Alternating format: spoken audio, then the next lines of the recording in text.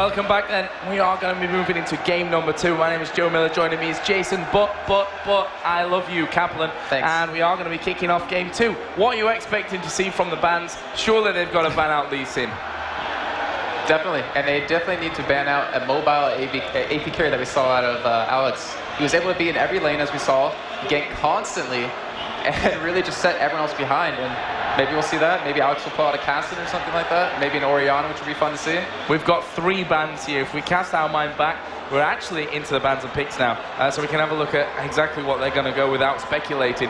Vladimir, Alistair, same 2 picks as last time. Lee Sin banned out by ELOHell. Sad face for everyone out there watching, but so is life. Maokai banned out again by Moscow 5. Again, Veggie, probably his strongest jungler. They played it against them in ECC Poland. Shen banned out by ELOHell as well, which is a strange one for me because Kikis is a very strong Shen player, and it's not usual that a blue team would really maybe utilize that Shen as a ban, and force the other team to ban it out first, maybe go for that top pick. However, he's up against Darian in that top lane, so maybe he knows that things could get even worse for him. Nocturne, the final ban for Moscow 5, and now we get into the real juicy part, which is of course the picks. Yeah, I was actually talking to someone before today, and they were saying that Kikis might end up playing Jace top lane. So maybe he's trying to take care of that Shen, get him out of there, and maybe dominate whoever he's going to go up against. And Veggie taking his pick very slowly here. I'm not really sure where ELOHell wants to start their picks. Maybe as a support, maybe, hey, throw out your jungler first. Well, this obviously is not it. that top lane. This is it for ELOHell. They're 1-0 behind. It's best of 3, single elimination. If they don't come up with the goods in this one, they're going back to Poland, not quite empty-handed, but at least they're not going to progress any further in this tournament, and no further than in Season 2 either. Plus missing out on those top 3 spots, which then gets you into Season 3 as well. So that's how much is on the line in this one. Moscow 5 looking comfortable, I think, is the right description for how they're doing right now. And there is going to be the first pick in. It's going to be an Udyr.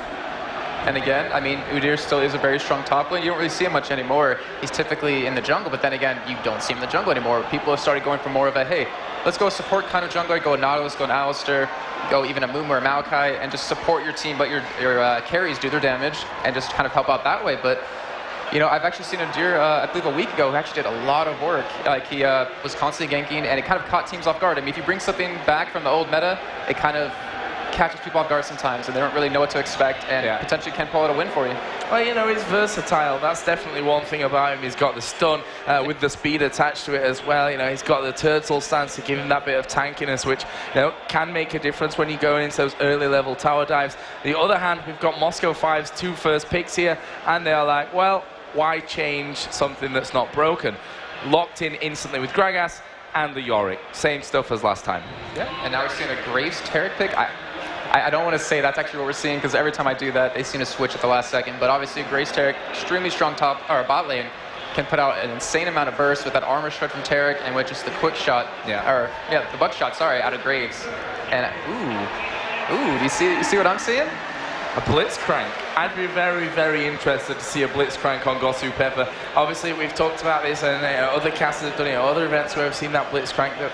He's very reliant on landing those grabs in the early stages of the game. That's where he's, you know, really, really reliable. Obviously, later on, then when you get the ulti, you know, he is a very versatile support player. Right. But those grabs would have been really interesting to possibly see as we switch over to Nunu. There is the Shyvana, which, you know, Diamond, if you don't give him Lee Sin, he's going to say, all right, then I'll play Shyvana. A champion which he brought to the table in League of Legends. It wasn't anyone else, it was Diamond. Intel Extreme Masters Global Challenge in Kiev, he picked that Shyvana, and Moscow 5 creamed everyone in the tournament. Yeah, I mean, he kind of started the whole fad. I mean, everyone thought when Shyvana came out, oh, she's not that great in the jungle, she can't lane, but he just brought her to the table and really showed everyone how to play her. And we're seeing a Cassidy and a Jax potentially. That is actually not a bad pick. I mean, the only thing is with Cassidy against Gragas, if you ulti into him, you're kind of stuck there with his body slam, and you're going to take a while to get away, and you have to waste a lot of mana Rift walking back out. Actually, he does lock that in, and a Jax going top lane, either against this, actually, well, most likely against this Yorick. Yeah, this is, again, as you said, Cassidy Is he the right choice against Gragas? One thing that he has, obviously, is that great mobility. He can move away from the body slams, even from the ulti, if he's ready and at the right time and fast enough, obviously, to get away from that. Great once he gets to level 6 to not be ganked. He's just a massively mobile champion, and that can help with the ganks as well. We saw it from Gragas. He's got that body slam, which kind of gives him that ground covering ability, and Kassadin can do the same with his Rift Walk as well. On the other side, obviously, Nunu was picked up, which he didn't really touch on, but everyone knows by now what doing an Empire is. I suppose we can call it doing a Moscow 5 now, because that's what they really became famous for. You know, they came out of nowhere with this one, and then people were like, wow, they're going to be at Kiev, we should maybe look at this team. But that Nunu ultimate from inside bushes, by Gosu Pepper it was as well back then, can really catch things out. Jax was locked in by Kikis, one of his most played champions. There is the Jace, and it really wouldn't surprise me to see Darian lock that in. We know that Darian has been playing a lot of Jace recently. I have to say, though, that looks like he's going to be a bot lane Jace, since we actually have a Yorick. That's really true, actually. We've already got Yorick. Joe Miller on form again. You'll be here all day. I'll be here all day. I wonder if Nunu will be counter jungle in this time, though. His own jungle, maybe not. But yeah, Jace in the bottom lane. Hey, good stuff. Maybe they'll mess things up and throw Corki, or oh yeah, there's Corki. See? Okay. I got myself out of that one. Jace is not picked. Don't panic, everyone. That's how it's going to go down. So yeah, to give you another quick rundown then of these two teams, we're going to have Udyr, Graves, Taric, Kassadin, Jax for ELOHell going up against Gragas, Yorick, Shyvana, Nunu, and Corki, not Jace, in the bottom lane. But this, you can see actually that Gosu Pepper, Ignite and Flash, as well as Corki's Ignite and Flash. That is a very, very aggressive bottom lane. On the other side, ELOHell, obviously they've got that flash, the stun from Taric. They've got an exhaust in there as well, plus the Ignite on the Graves as well. So they've got a bit more versatility in that one. And as I go through all of that, Corki switches to a heal. Actually, he's had heal the whole time, Joe.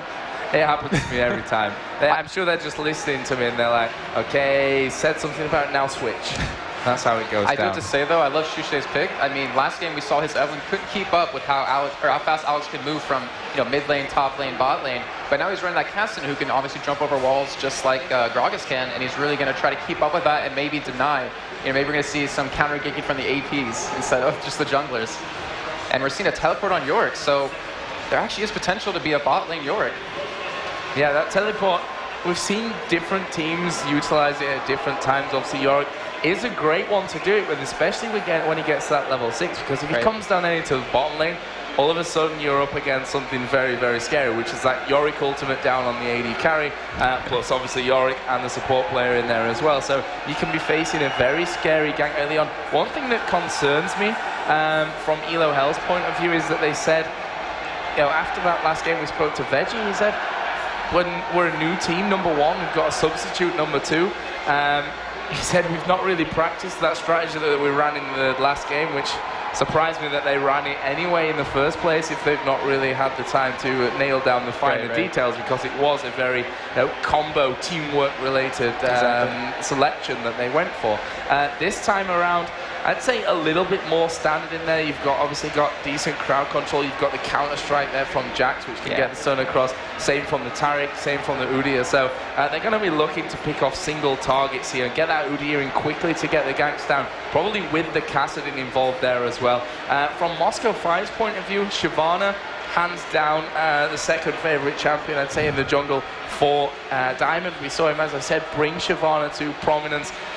Basically spent his entire time in the enemy's jungle throughout Kiev. Obviously, teams started to learn to play, or at least they told us they did, but it turns out they actually didn't for a few more events after that in the long run. It's hard to counter. Diamond knows his routes. He knows exactly where the enemy jungle is going to be, and he denies a lot from these junglers, which of course Udyr is going to be for ELOHell. And as you can see down there at the bottom, if we did manage to miss some of the action so far, obviously Fnatic versus Curse, best of 3 did happen earlier on. If you're only just tuning in, I won't spoil it for you, but you can find all the VODs later on ESL.tv as well. Yeah. Perfect. And actually the thing is, I'm looking at M5, and they really don't have a really good synergy team, You have a Nunu ultimate, but then you have a Gragas ultimate to knock them away from that. I guess they're just really going for play what's comfortable, and let's just win full out. You know, not really go for those late game fights where we don't need to bring it to a late game, just win it early. And then ELOHell, I mean, they have, like you were saying, such a team to really pick someone off. You have that counter strike for Jax to jump in. You have Udyr coming in with a stun. You have the burst coming out of Cassidy, which most likely we'll see even a DFG coming. And then you have the Graves burst, which can really destroy someone. But the thing is, once you do that, you have a Cassidy in melee range, you have an Udyr in melee range, and you have a Jax in melee range, which can easily be destroyed by Gragas. So we're going to throw it over you just a second onto the main stage, but Moscow 5, you know, they've got a lot of disengage as well in their team. That is one thing for sure, that Shyvana Dragon can come in or out of a fight. Gragas Barrel obviously can knock you wherever you place it. So there's definitely a very, very interesting game to be had right now. Let's switch it over to the stage. We're going to figure out what's exactly going on. Let's find out if M5 is going to move on, or if ELOHell can take us to a Game 3.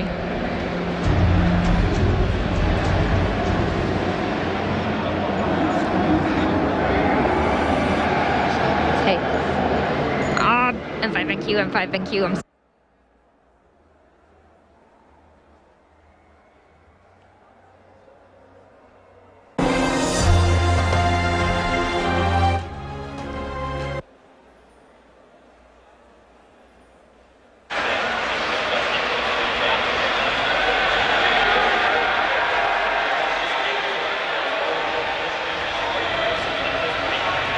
Welcome to Summoner's Rift.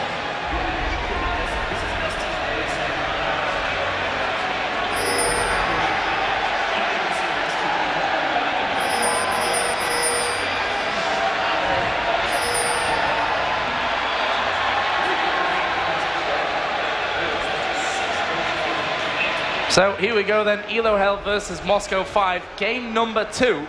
And we are going to get into this one. ELOHell, for me, are probably going to be playing a little bit more safe at the start of this one. They know they can't really afford to let Moscow 5 get off to that good start and really snowball like we saw in game number 1. 21-1 if my memory doesn't totally fail me. I know it was definitely only one kill for ELOHell, and that's maybe the most important part of it. You can see the setup at the early stage for them is more of that line defense. They've got Jax and Udyr up at the top side. The bottom lane was watching onto the bottom side of the jungle. Cassidy just having a look around mid. And ironically, Moscow 5 going for the pretty similar setup there. I'm kind of surprised to see a lack of invade, because ELOHell has a decent team for it. You have a Taric stun, you have a Udyr stun as well to back it up. You have a silence coming out of Cassidy, and not to mention a counter strike coming out of Jax can really keep someone stalled. And there's Diamond finishing off his race. First stop for him. Actually, Moscow 5 are going to be switching off this lane now, as Golem's going to be taken away by Genja. I feel like I called that one, Joe. Huh? I feel like I called that one. You probably did, but luckily for you, I can't actually hear you in my headphones, so that's always a good sign. But this blue buff is right now being done by Yorick, but it is going to get handed over. Let's have a look onto Shushi. I'm pretty sure he came in there for the pickup on that one. And I'm loving the standard thing we're seeing where Yorick actually goes bot lane, but he takes the blue buff as well to really help with that early game. He's going to back out, pick up some more health pods, heal up, and then go into that lane. And the real goal of this little switch is just to push that lane down as fast as possible and deny the solo carry as much XP and farm as possible. Well, we are seeing Shyvana coming down now onto Shushi in the middle, but the damage, quite frankly, is not going to be there at this level. Obviously, Alex couldn't really push in too far for that one. Shushi had used his Ignite already onto Gragas just to put down as much damage as he possibly can as a harassment at this stage. Now we are seeing at level 2, Moscow 5 getting ready for a gank on this top lane. Kikis on Jax is the one waiting there.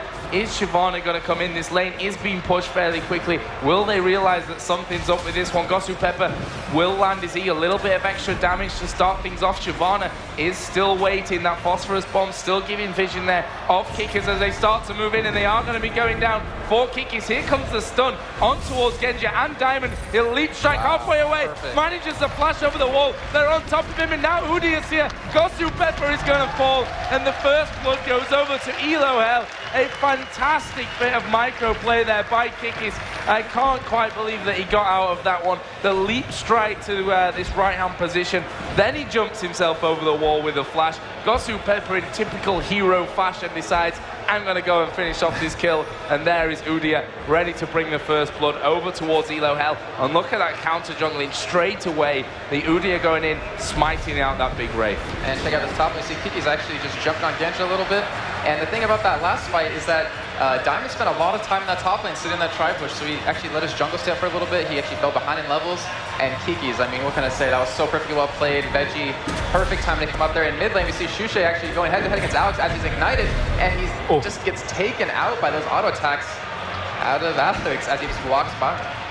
Yeah, that was a real close one. Obviously, these two players, top level, top experience, in fact, right now as well. They know exactly what's going to be happening at what time. That Shushe barrel was ready to come out. And now we can see that Veggie on this bottom lane is going to be ready to push in on towards the Yorick. There's the stun coming out from Graves. They're right on top of Darian as he gets exhausted as well. There is the buckshot, and the finisher is going to come out, and it happens to be handed over to Graves. The AD carry getting a nice little start on this bottom lane. So that will put ELOHell back in the lead in kills. They've already got double the amount of kills in this game that they had in the last game, so I suppose we could say a very good start for them.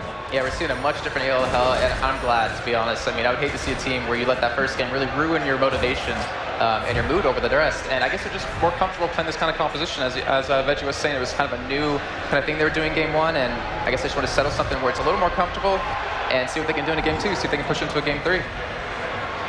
Nunu actually headed down. Yeah, we're seeing actually a lane switch again. We're seeing Darren actually head to top lane since he did get killed at bottom. Kikisu did pick up an assist, I believe, for that first blood, able to kind of go head-to-head against him. And I'm pretty sure Jack should be able to take Darien quite easily once he does go back and buy a little bit. He was denied quite a bit of CS just for the fact it was a 1v2 lane, but he should be able to keep up with Darien. Let's have a look at this early CS now. Graves 36 to Corky's 41. Obviously they weren't in the same lane at the start, but shows you everything about that. And look at Udyr, there's an early Oracle there for ELOHell. So they're going to be looking for complete map control at this early stage of the game, and being 2-1 up, first blood headed over onto ELOHell as well. That will make things that little bit easier when it comes to the cash. He's got the Philo Stone as well already built up to help out with things, and he's going to pop that Oracle as we get into it, and he will start clearing out all the vision that Moscow 5 have built himself if he doesn't just walk completely in a circle around the first ward that he happened to get to. So they know his position now, they are, and they know that he's going to be moving up as the fallback pings coming down into this bottom lane as well. That's a lot of pings going down. Obviously someone a little bit alarmed with something in that bottom lane, but not quite so sure what it was. Probably the ward there. Oh, there is the Jax. If I can open my eyes long enough to see that he is inside of that brush. They must have seen that happen. There goes the ward out. And ELOHell shouldn't be getting too far out. Yeah, when you see Moscow 5 seeing him. Yeah, Gosu Pepper is the one that really has to be careful now. He's really kind of on the border into range where they're going to step out and go for him. Here we go, Counter-Strike is running. Tariq Stun goes down as well. Gosu Pepper will be jumped onto, and there is the kill for Vander. They pushed in, perfectly executed by ELOHell, and they take a bit more of a lead. 3-1. It's 500 gold up to this point. You can see that Darien, while that's all been going on, has decided to push this top lane out completely. Will use his goals to slow the minion wave down as well. Now Veggie coming into this top lane, who is actually only a bit behind on experience compared to Darien, so he can safely defend this top lane. Won't have any major problems with that one. Yeah, I gotta touch back on that Oracle though. I mean, even though he did miss that first ward in the bush, last game we saw so many wards coming out of M5, and we saw barely coming out of ELOHell, so we don't really need to see one coming out of Diamond. He's kind of thinking, hey, I'm not going to waste the money on it. But now that he sees that Udyr does have one, he kind of has to pick one up as well, just to get that map control back. If the other team's going to deny your map vision, you have to do the same thing back at them to keep it kind of even. And this middle lane now, of course, Rift Walk is up for Shushe. And that's going to be causing a few problems, I feel, for Alexic in that middle lane. And there is Vander in the bottom, picking himself up. Another kill, and that will put Graves to 3-0, and this is the real danger now. In this bottom lane, Graves is starting to get so fed. His CS is actually a little bit behind up till this point. He'll catch that up in the near future, but the critical point is he's got plenty of gold now. He's going to go home and convert that cash into power for the game. He's got double Doran's Blade already, as we see Shushe again, Rift walking over the wall onto Alexic, who has got double Doran's Ring, so nice bit of a health boost from that one, along with the mana regen as well, that it will bring for Gragas in the middle lane, but you have to give the credit for ELOHell after being dominated in match number 1, and here it is going to be a replay. Gosu Pepper will end up getting picked off there at the end, so we missed it the first time around, but you got to see it the second time, so all is good. Yeah, that was actually really well played. I'm amazed at how well ELOHell's doing. That Graves is so federated, 3-0, doing extremely well, and he's only going to get stronger throughout the rest of the game. And as he is, looks like they're heading up here to top lane right now and kind of switch the lanes back up again. And Shushay doing, I mean, he's doing pretty well in CS. He is 0-1. He's at least keeping up with Alex a little bit, but Alex does have that one Doran's ring ahead of him, which might turn out to be completely in his favor, and actually might be a turning point because we saw how close that first fight was. And here we go, gank coming in onto Alex in middle. There's the flash, and we talk about the disengage. The barrel comes out from him. That will knock the 2 ELOHell players attacking him in middle completely out of range. And they decide, we don't need to go for any more from that one. Actually, Alex still has his flash available as well, so we'll see if he utilizes that later to try and get back in. Shush's flash is up at the same time. Siobhan is actually hanging around the race just to the top side of Alex Ich. Well, the question is, can you really lock down a Kassadin who's got both flash and his Rift Walk available? Probably not. Especially with the Shyvana who can't really stun, has no sort of way to hold him down. And one thing I'd like to check out though is it is 4-1 in favor of ELOHell, but look at the gold. M5 is doing so well in farming that they're actually not losing that bad, to be honest. As we do see a little bit of action go down bot lane. Kiki's just taking some of her ass, and he's just, just sitting there doing his job. Just soak up that experience, just hold your tower, let your top lane push out and get that tower, and then you kind of switch it back up where you go top lane, just solo farm, and get back in the game later. Darian has just teleported himself back in onto this top lane, doesn't want to be missing any time up there. And we can see Pickaxe picked up now by Graves, obviously adding to that double Doran's Blade, Vamp Scepter, and the Berserker Greaves. And he is still, despite being 3 kills down, behind Corki by a good 10 CS. Obviously the gold that he's got from the kills are going to really help him out on that front. But still, the farm is with Moscow 5. If we look at Gragas, 75 to the 69 of Kassadin, got the advantage there of Moscow 5. Then we've got also the Yorick 75 to the 40 of Jack. So when you compare, these lanes, even though they are kind of switched around, but if you compare them to their opposite number, so to speak, it's looking very, very good for Moscow 5. As we actually see the move in there onto Gosu Pepper, who flashes away to stay safe. He's 0-3-0, so not worth as much money as ELOHell would really want him to be right now. Well, they've done a good job of constantly camping him throughout this game. Yeah, I got to touch back when we're talking about Jax and Yorick, and the thing is, what does a Yorick do in a team fight versus Jax? Jax needs that damage, needs that survivability to be able to do anything,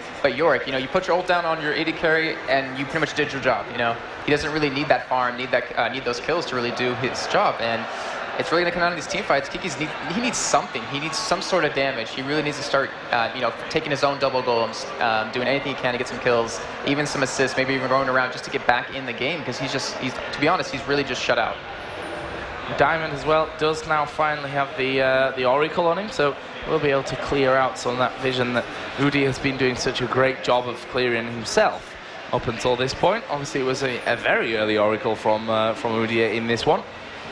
But you just feel that Moscow 5, they're that kind of team that they're always in this game. As long as they don't go too far behind. I mean, it's 800 gold. Yeah, they're behind, but they set up for a nice dragon here and we're back level, It's not that big of a deal. And actually, we are seeing now Yorick coming down. Gragas will come in as well. Nunu coming from the side. Corki actually getting sealed off from this dragon area, but looks like Moscow 5 don't really care about that one too much, and they are going to start dragon off. We are seeing the burnout going. Graves is actually pushing the top lane, so ELOHell may take down a turret here. This dragon is going to go very low, will be picked off, but as you can see, Graves saying, well, you take dragon, and we're going to try and push our advantage elsewhere, which happens to be in this top lane for Vander. Yeah, actually, Joe, let's take a look at items a little bit, because we see Alex Ich actually building towards that Abyssal Scepter to help out against that Kassadin, who is building towards his DFG, so he's going to try to burst someone down. We see also a Ruby Crystal coming out of Corki here, obviously going for a Phage, building into that Triforce. And we still don't see a GP10 on Taric or Nunu right now. I mean, that's a lot of wards that they're missing out on. However, with these double Oracles out, they can't really afford, they can't afford to, but without GP10, they can't really afford to ward. Yeah, those wards going to be cleared too quickly, really, for them to keep up with that one. Here we see Kikis being pressured by Genja and Gosu Pepper, and actually both of them were fairly high in terms of health, but I think a little bit more scared that Udyr was around the corner, or that bottom lane was coming back towards the bottom, which it is doing now. And we may finally see a 2v2 lane in this bottom lane, which obviously goes back to what you would consider the normal meta, I suppose. Which has been changed somewhat. And take a look at Jackson York, though. Look at the difference in farm. We're seeing a good 40 CS difference, which, I mean, not to mention, if York does his job by ulting his AD carry, I mean, not to mention now he has all this farm to really do something with. He does have his tier, obviously build into a Manamune a little later, and does have that health crystal, maybe going into a phase for Triforce, or maybe just going for another GP10. I guess we'll find out in a little bit. Well, down at bottom, stun coming out from Grom there, onto the Corki, and just saying, well, you're not going to put too much damage out onto me. I just want to come back safe. I've put my ward in position. Leave me alone from this point on. And Udyr actually even came down as well there a little bit towards that Tribush. Decided not to push further. And considering we've got 2 oracles on the map, we've actually got quite a lot of wards going down in the bottom side of the river. You can see blue-red is the pattern that they're following. So they've been keeping out of each other's way in terms of that warding. Vander actually pushing this bottom lane as well. Now the turret is not really that healthy, but he decides he doesn't really want to be pushing that too fast, and will be quite content to have this farm. 132 to 144, so as we can see, Corki is still in the lead on that front. Yeah, and ELOHell's trying to be really aggressive. Looks like they're trying to group up, taking these outer turrets down, and then start team fighting. However, I don't think they really have the gold advantage to do it. I don't think they can really take someone out. Maybe when Castleton does get his DFG, if he ever does, I mean, he's kind of just holding on to that that pick for that extra GP10. I'm not really sure they can win a fight right now, because M5's coordination in team fights is really top-notch. And as Veggie was saying, ELOHell, new team, still need to work on some of those things. And I would have to say they really need that advantage in terms of items to really win a fight. There is Veggie working his way into this top lane. Darian is still hung fairly far forward as Jax decides to go in onto him. Early amounts of damage done, will take a turret hit, but here comes Veggie around the corner. Can Darian escape from this one? Actually, the damage that he's put down there onto Veggie is fairly extreme. Now Jax is going to have to flash away as well, and Darian is going to be chasing him down as Ghost form. Here comes Diamond around the side as well. There is the exhaust put down. Burnout is running. Jax will leap strike away, but Veggie is not escaping Diamond this time. Uses the Dragon form to actually finish off the kill, which I think was maybe a bit extreme from Diamond, but didn't want to lose tabs of that Udyr in that kill, and that will bring us back to 5-2, and still only a 600 gold difference. He did get a lot of style points though for that, I have to say. It's always cooler if you kill mid-air. Yeah, and we see Corki Genja sitting with 2,300 gold right now. I mean, he has a lot of money to really back with. We see Graves sitting there with his BF sword, obviously building towards that IE to do some more damage. We've actually got Sushi under a little bit of pressure and surely going to finish things off. Gosu Pepper will actually take the kill away from that one, which I'm not sure that Alex is going to be particularly happy with, but he's left now with a kill and an assist. Problem for Gosu Pepper is that he died 3 times and you start to lose your worth there. With that kill, he's actually got himself a little bit healthier in terms of, you know, they're going to want to kill him more. Here we go, Jax jumping in onto Alexic as well in power use. Will he be able to finish off the kill though? Actually decides not to go for it. Body slam was up for Alexic, and he will get himself back to the safety of that backside of his own jungle. Yeah, and we're going to go into the replay of actually what we just saw. We see Shusha actually just trying to rip walk away. Alexic just kind of came back in the lane as they do ult him out and the ignite. And I believe that was Gosu Pepper's ignite that overrode it, and I believe took the kill. Yeah, he actually did. Yeah. So Gosu taking that kill with that ignite. Honestly, he's got to feel good though. I mean, it's really got to put him back in the game with some more GP10s, and not to mention some more wards. Manamune is already built up as well on this Yorick, who, as I said, he's not had the best times, Darian, in terms of picking up kills and what have you, but he's 110 CS compared to the 85. See, that leaves him overall 300 gold healthier than the Jax. Sushi is now back in middle, and he does have the support and AD carry with him there as well. 3 men from Moscow 5 trying to stop any push onto this middle turret, but here comes Veggie taking 2 pretty much unnecessary turret hits from that one. And Moscow 5, the great thing here is that they've got that barrel to come out from Alexic. They've got the E from Gosu Pepper, which, whilst not being totally scary at this point, is still damage that will come your way. And that will force ELOHell to rethink their plan and not go in. And we are back again. Look at the gold. It's bang even. Yeah, and especially with the 2 kill difference. But then again, we see ELOHell does have 2 towers to 1, and I believe actually we're going to go to a replay just to show that York In the meantime, when that was happening, did take a tower. He was just pushing that top lane with a group of minions, took it down just to help out with his team, get some more gold flowing. Darian here, constant farm, 126 to 95 CS. That is a pretty huge lead for Darian, and action actually going to kick off here first. Looks like it will be around that dragon area, which has spawned around about 10 seconds ago. ELOHell, they're actually stood right on top of Wardy, which Veggie finally will spot. Meanwhile, at the top, you can see there on the minimap that Yorick is pushing, and that may just force ELOHell to back away and deal with that threat before they think about Dragon, which is still sat there. Kikis is going to have a look, and they will start this Dragon off. Diamond is there as well, does have Smite available, but then again, so does Veggie. Moscow 5 now going to try and come back into this one, as we do see the push around Kassadin is going to be there as well, and it will be picked up by ELOHell. There is the ultimate there from Gosu Pepper, and it was a full channel. That was a massive ultimate in terms of damage from him. Kikis is going to die. It's a double kill for Corki, who's going to Valkyrie over on towards Veggie. He will go into turtle stance, then into bear stance. Can he get away though from Genja? That's the question. With that turret up, he will be safe for now, and Moscow 5 will take a 3-for-1. Gosu Pepper dying again, but his ultimate was really big in that fight. Yeah, not to mention Darren being very smart. He had that teleport available. He was able to push that top lane the entire time, which just made him able to put a lot of pressure as much as he could. As we do see here, ELOHell trying to go for that dragon. Unfortunately, they just were not able to take this damage that was coming their way. Diamond kind of leading the attack here, as actually Kiki's jumping in with the teleport coming in, York coming from behind onto Kassadin, and that full channel coming out of Gosu Pepper, as we were just talking about. We actually did see an ultimate coming down onto Alex Ich out of Darien as well, but he kind of survived and really didn't have to, die. So good play by them. I mean, they were able to do that. They took Dragon, I believe. Is that correct? One thing that, ELOHell took Dragon. One thing that really surprised me from that is the fact that Graves, who was sound 3-0 before the fight, was constantly hammering away on them. They didn't really look at him whatsoever. And obviously he picked up another kill from that and made himself down 4-for-0. Genja is going to get burst. Not quite enough there though for Kassadin to finish off the kill. Obviously he's built up that Cage's lucky pick early, which we will be expecting to go towards that Death by a Grasp. There's a Blasty one, plus the Catalyst as well. And look at this from ELOHell.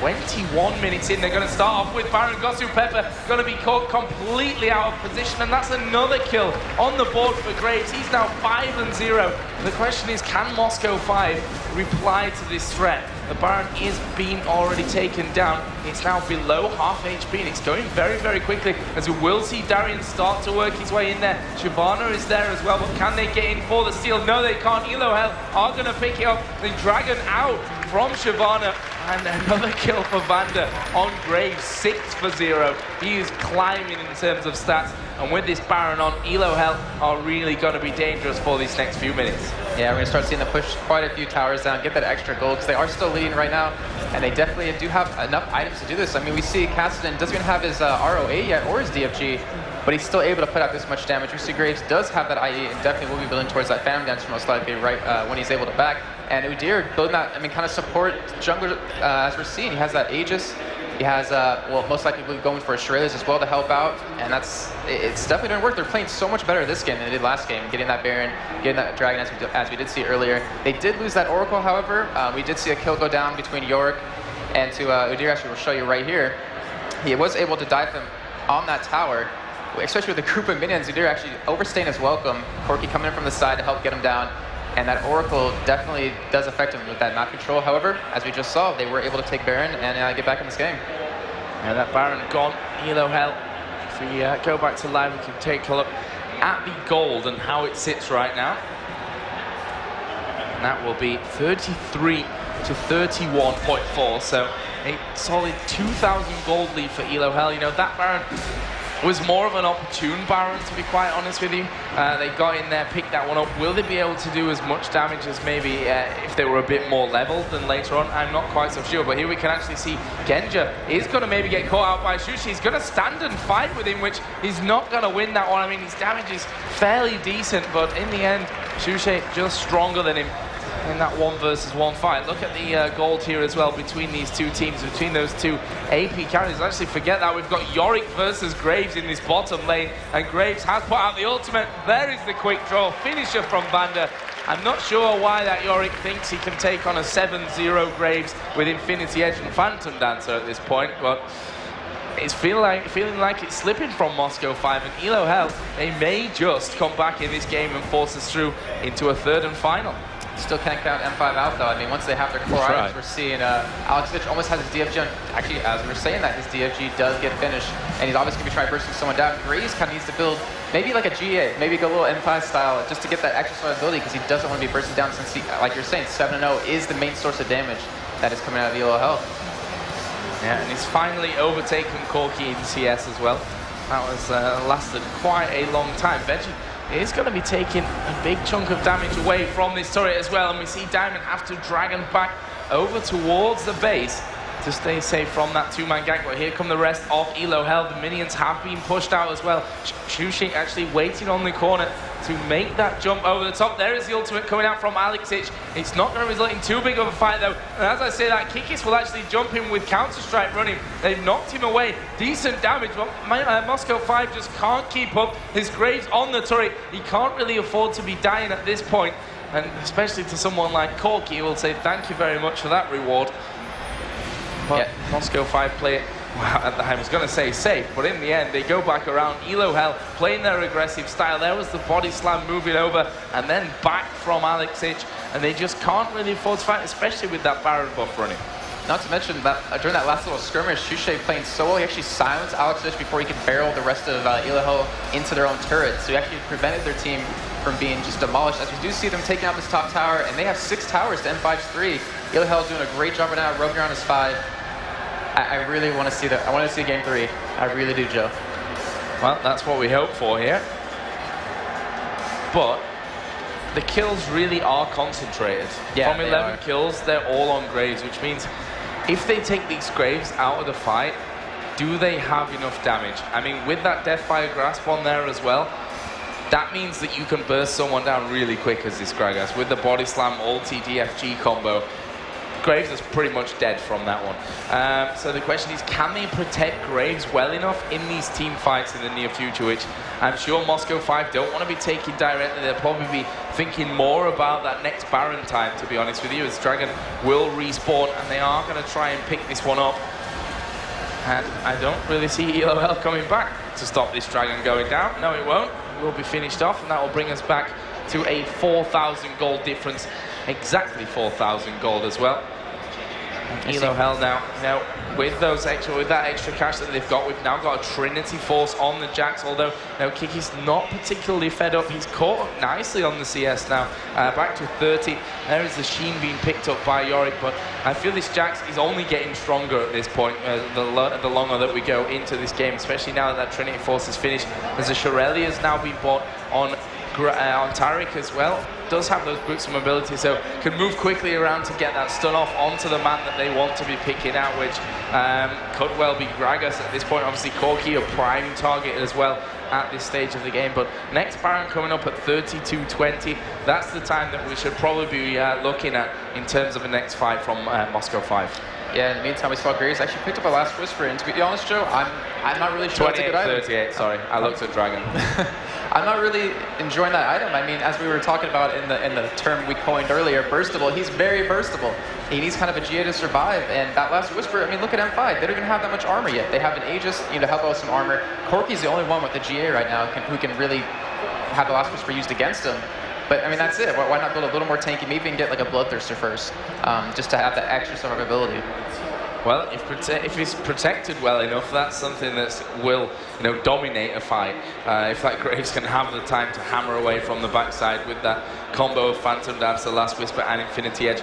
They've got the stuns in their team as well of ELOHell to really get rid of that. And now Moscow 5 know, this Baron is going to be coming up here fairly shortly.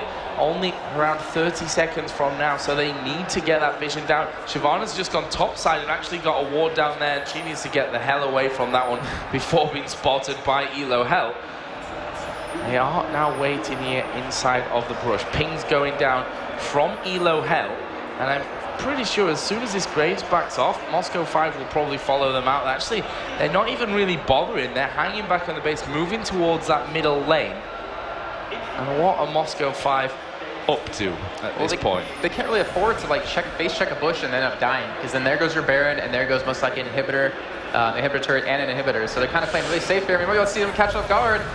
Oh, Corki is not there either. This is bad news for Moscow 5. Finally, we are going to see the ultimate come down. Is it going to be enough, though? There's the ultimate back. Grom will be focused down first. Is Graves still alive? Graves is still alive and full HP, but they are going to dive straight on top of him. There's the body slam. There is the dead Graves, and they could well finish off Kassadin, although I don't think they really need to at this point. They come back away. A 4-for-1 fight. They've lost Darien. There is Alex Ich once again. Rift walk away from Shushe. He's just toying with them right now, trying to delay this Baron as much as he possibly can. And that last fight, it looked like it could have gone well for ELOHell. The thing is, Nunu ultimate went down, and that allowed just enough time for Corki to get around and do that extra damage. Again, they didn't really focus Graves early on.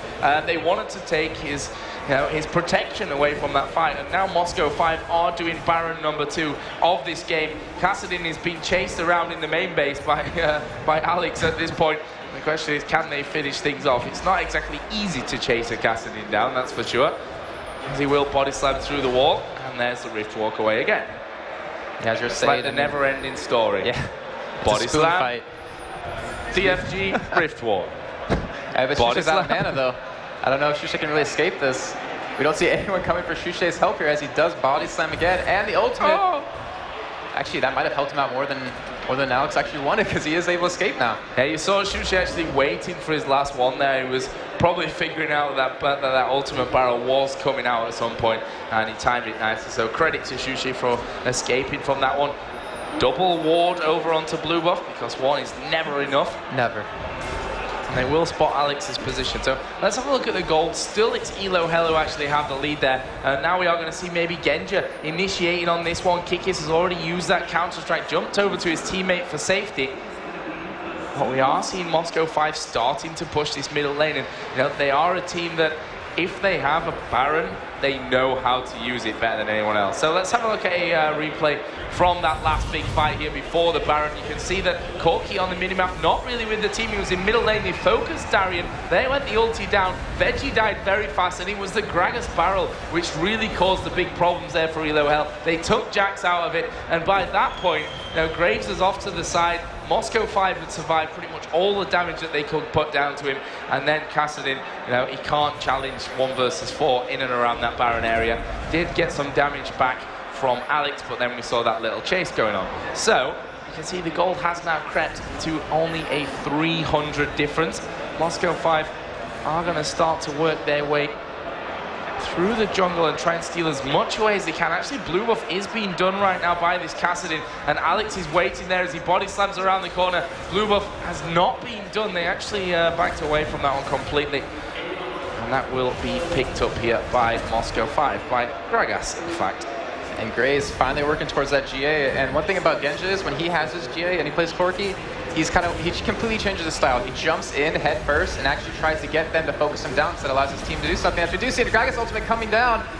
Ultimate came in there from Nunu as well. Veggie is going very, very low. Kikis will jump over to his teammate. There is the kill onto Kikis. Tariq, of course, is already out of this fight. Graves is still alive, though. He's used everything there. Ignite, Flash, and his ultimate all put down. But again, Moscow 5 just fighting through the damage. You know, Diamond at half HP, Gosu Pepper at half HP. Alex has lost a bit. That tells me, you know, where's the focus really coming in here from ELOHell when they're all hanging around about half HP? Here we go, push coming back onto this inner upper turret. Veggie and Shushe are both there, but I'm not sure that they really want to be in this position. Exhaust does go down on towards Veggie, and there goes the push in as well. And wow, that is a quick move away, and Darien is the one in trouble now. They don't want to be giving any more kills over onto this. Graves will get slowed down. In the meantime, we have seen Udyr go down, and Moscow 5 are pushing in, and the kill did happen for Graves, but Moscow 5 are pushing through, and for that are going to give themselves an inhibitor, and that will put them nicely again into the lead with gold. But the question is, will they stay and fight after that? No, they back away, and a wise choice indeed, if you ask me. Yeah, very true. And I think we're actually going to go to a replay right now of actually what happened in top lane while you're looking at bot lane. And we see that oh no, we've got a fight still going on for this one. Oh no, we're having a look at replay. Who knows what's going on? Veggie did get picked off here with that final kill.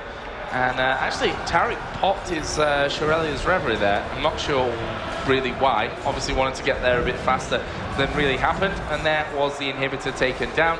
And as we can see, nothing happened. Good for us.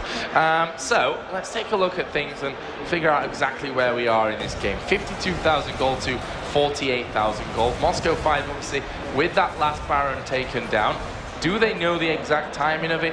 Not really, but they've got an inclination as to when it happened. The Kassadin was around there once that was started off. In terms of kills, Gragas 3-1-10. They're kind of spread evenly. I mean, Corki is starting to pull away there at 5-1-7. Got that Trinity Force now. He has actually picked up a BF Sword and obviously the Guardian Angel. That Guardian Angel is also on Shyvana now at this point. On the other side, Graves is working up to it. He's 8-1-1. Infinity Edge, Phantom Dancer, and Last Whisper. Kassadin, Rod of Ages, DFG is going to be working himself up there as well. For Gragas, Abyssal Scepter, Rabadon's Death Cap, and that DFG. So for me, that's where the real scariness comes down, this Gragas. Yeah, and they're actually starting to do the old N5 styles. We're seeing the carry starting to pick up all those GAs. We already had one on Corki, but now we're starting to see Alex pick up one. And we're seeing N5 on the push here. This is actually the first time in the game, I believe, that they've had the gold advantage. And we're gonna start seeing some fights happening. Definitely some more inhibitors going down. N5 playing really smart right now, sitting in the jungle, trying to clear any extra wards, deny any more vision they possibly can, because we do see Baron come up in about 1:30.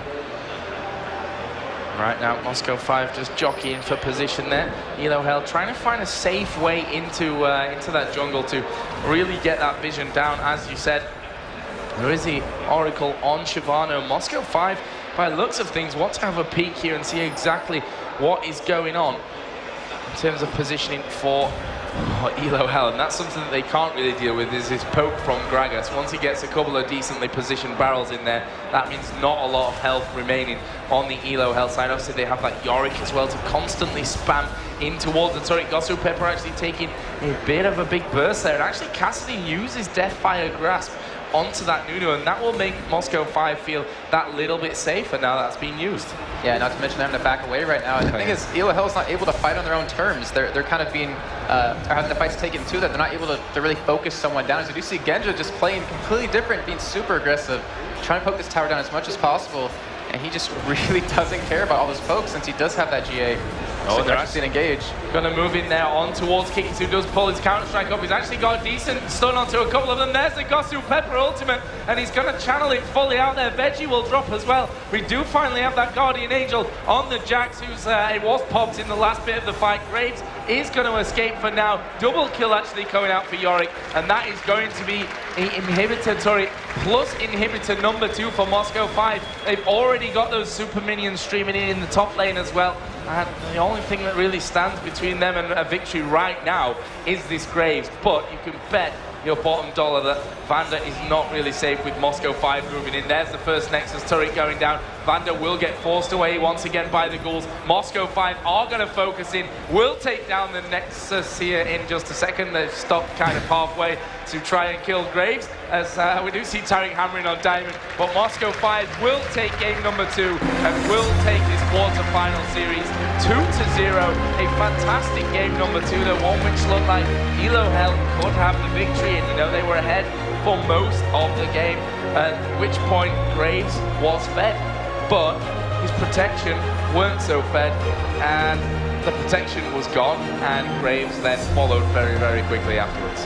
But that's the difference in experience. I mean, M5's been around for such a long time, and as Veggie said, ELOHell's kind of new. They've only been around for a month. They had that early game advantage, but they couldn't keep that focus up the rest of the game, and they ended up losing because of that. M5 just turtle a little bit, just picked their fights wisely, started bringing the fights towards ELOHell instead of letting them initiate on top of them, and they came out with the victory. And now they're going to be moving on to play against, I believe, Fnatic. Yeah, you know, the longer the game goes on, the more you're going to need your teamwork, because if you make a mistake that far in, that's when you can lose so much. It's not like at the start when you execute something and you end up dying and you're straight back into the action, you know. You've got then 30, 40 seconds even, as we saw right at the end of the game, where the enemy team can be taking Baron and at least one inhibitor in that kind of time. And I think that's what really caught up on ELOHell in the end. Obviously, they're knocked out of the tournament now. They're here with a substitute. They're here with a lineup that's not been together for all that long. So there's still a lot of work to be done in this ELOHell team, but they showed there in game number 2 after being crushed, honestly, by Moscow 5 in game number 1. Game number 2, they showed us that they can stand toe-to-toe with these top teams. They just need that little bit more work going forward. Moscow 5, on the other hand, they're looking damn good. Yeah, there's definitely a lot of potential out of ELOHell, and honestly, I hope to see them a lot more in Season 3. Hope they stick around for a little more, and maybe work out that Game 1 strategy a little better, because that Evelyn was surprising, or was quite surprising in the early game. Took a lot of damage off Alexich, but just need to do a little bit more practicing, and hopefully they do well in Season 3. Wish them the best of luck. Well, we have, of course, then Moscow 5 moving through into the semi-finals, which won't be tomorrow. We'll be moving on to the bottom side of the bracket for the quarter-finals for tomorrow. For now, though, we are going to be taking a quick commercial break, but there'll be more action here for you on the stage and on the stream when we're back, so don't go anywhere. Hi everyone, I'm back with Shushe and Alex, and we're gonna have a few words about the match we just saw. Shushe, I talked to your jungler before your second match, and he said that you guys weren't feeling confident, but you were still going to do your best. And I think your second game was even more exciting than your first game, so how did you keep heart? Well, we actually knew that we're gonna have really hard opponents, so we felt like, okay, we lost one game, we still have a chance, so we're gonna give our best and just go. You cannot lose spirit during the fight, right? After the fight, you can, but during the fight, no. Can I ask you about your Evelyn pick in the first game? Yeah, we kinda tried it in the pre-mates before, and it worked pretty well. I guess it just didn't work against Gragas. If it was anything else, Alex would be biting ground. Well, all your fans are still very excited to be seeing you play, and you still have a long road ahead of you for Season 3. So is there anything you'd like to say to all your fans before I let you go? Yeah, thank you guys for supporting us, and sorry for losing. I'm sure they're not that mad at you. Now, Alex, those were 2 incredible games. Did you guys know it was going to play out that way from the beginning? Like, we felt that in the first game, we got our pick. In the second game, we kinda got our pick too. But we tried to swap the lanes, and it went really bad for us. I mean, if we played a standard game, it would go much better. But then our top lane dive failed. And then bot lane, Darian got ganked by 3 men and died. And then Team ELOHell got advantage. Then we kinda came back, but then we throw the Nashor. So it was the game we were behind all the game. So, but Gragas is OP, so we could deal with it. Yeah, you had me worried there for a minute. You guys were falling behind. You thought you guys were going to take it and we were going to go to a game 3, but it just didn't happen. Anyway, we have more games coming up this weekend. This seems like a silly question, but who are you most worried about in the bracket? Is it CLG EU? Most afraid? No, we're not afraid of anyone. I mean, but we hope that SK Gaming will win CLG. Strong words. Not afraid of anyone. Well, we'll see how that works out for you guys the rest of this weekend. You're looking strong, and we look forward to your games. I want some words. I want to congrats my girlfriend, who's happy birthday. It's today, so happy birthday. Crowd, can you cheer for her? Clap. Thanks, everyone. Love you guys. We will win. That is very, very sweet. Your girlfriend must be so happy, and she must be so proud of you guys. Thank you so much, Alex. You guys can chill out for a minute. Thank you. And I'm actually going to bring Rivington and Joe Miller out on the stage. We're going to talk about today's games. Good sportsmanship. Thank you. Rivington, Joe, are you back there? Oh, look at you guys, all smile. Rivington was just talking away, like usual. This is just for show. Well, guys, I know you were glued to the screen partially not by choice, but we saw some crazy games here today. 2-0 and 2-0, even though we didn't expect it. What do you think? Well, these teams coming into here know that game 1 and 2 is just as important as game 3 and 4. They're going to make those first 3 spots and take that to the finals in LA. So throughout this tournament, as you said, Rachel, a completely unforgiving single elimination bracket has been daunting these teams the entire weekend. So for Fnatic to come out so strong on Curse, who told Xenon, how do you feel about Fnatic? And they said, out of 10, we give them a 2. But I don't think they realized that Fnatic turned that into a 2-0. So Curse was a little on their heels for the game, but you know, the rivalries still have a bit to show. Yeah, the second game, I mean, Moscow 5, they started out like Moscow 5, really. They lost 1 kill in the first game, which, to be honest, they didn't even look like they were going to lose. You know, it was that kind of game where they looked like they could have really plowed through and won 25-0 on kills before that 20-minute mark. Game number 2, though, ELOHell came in with a different setup. We heard from them at the halftime that they've not really had that time to practice. They've got the substitute, and that's never easy when you run that kind of composition that they had in game number 1. If they weren't talking and they weren't used to it, then it was never going to work for them. Game 2 was different. They had a lead for a long time, but Moscow 5 showed their experience and the time that they've had together, and they cruised through in the end. Well, I think we can take a look at the brackets behind us. We have 4 new teams playing tomorrow, but our 2 teams are on a roll. Do you think they're going to be able to M5, BenQ, and Fnatic RC? Any predictions? I mean, they're both sitting 2-0 right now. They're both feeling great, so. That's a really hard one to call. I mean, Moscow 5, obviously, a Moscow 5, they're the reigning Intel Extreme Masters World Championship. They've only ever finished second in 1 tournament. The rest they've won. Fnatic, on the other hand, Season 1 champions. Maybe they'll be there to defend their title at Season 2 as well. Obviously, it all comes down to that one. If you lose in the semi-final, though, you do have that bit of a safety buffer in the fact that you can play the 3rd, 4th playoff. The winner of that will join the top 2 teams that make it to the grand final at the Season 2 championships as well. So there is that bit more of a safety buffer. Obviously, both teams want to win this tournament. No one wants to finish 2nd or 3rd, to be honest with you. They want number 1. They want all the cash. I didn't predict that one, so I'm going to say 2-1, Moscow 5. Moscow 5, you know, it comes to mind that Fnatic has a team that is constantly changing, constantly seeing roster changes. Hushe last year, N-Rated coming on recently, but they've always been a strong team, which kind of makes me think they're going to be able to put up a very good fight against Moscow 5. Now, they would in the first place, but as their team is able to play together more, get that chemistry and the compositions that they know, and able to understand the Moscow 5 champion pool, I think we're going to have an amazing matchup, and they actually have the rest of the day to look into that information. Very exciting stuff, guys. Thank you for that analysis, and thank you for your excellent commentating all weekend. Crowd, thank you for sticking with us. You've been so exciting, and you've really driven our players to make some amazing plays today. I hope you join us all at 12 o'clock tomorrow. And if you missed us in the meantime, you can check us out on Facebook, Twitter, and YouTube. We'll have recaps and lots of information for you. Thanks so much, everyone. We'll see you tomorrow. Stick around for some swag. Come up to the front of the stage. Free stuff.